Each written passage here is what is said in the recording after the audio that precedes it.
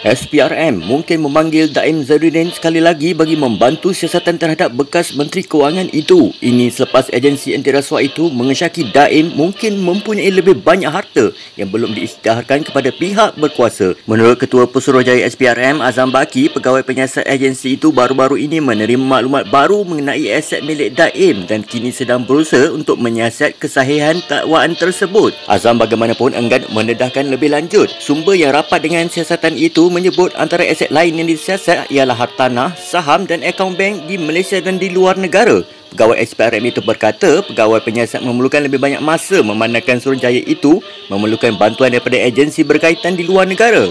Selain itu, SPRM berkata mereka juga meneruskan siasatan lain terhadap jutawan itu atas dakwaan rasuah dan pengubahan wang haram. Haram jadah.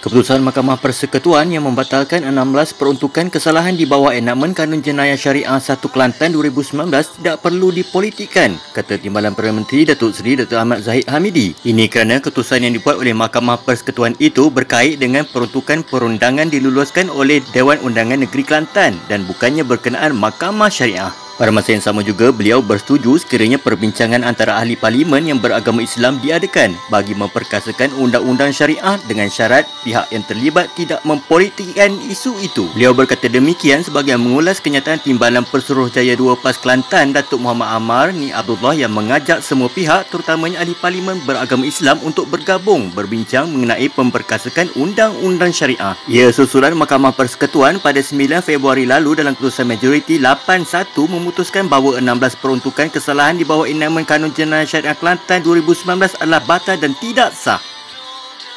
Seorang ahli Majlis Pimpinan Tertinggi MPT Bersatu, Saifuddin Abdullah berkata tidak timbul isu sama ada setiausaha agung parti itu, Hamzah Zainuddin, layak bertanding sebagai presiden ataupun tidak.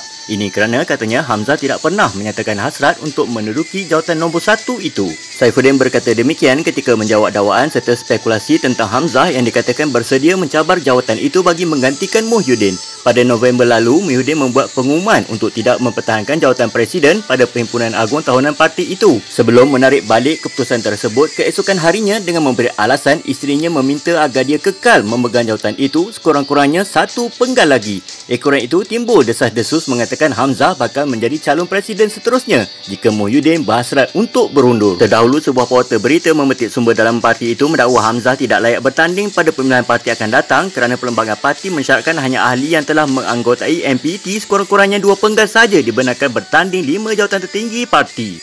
Beban fikiran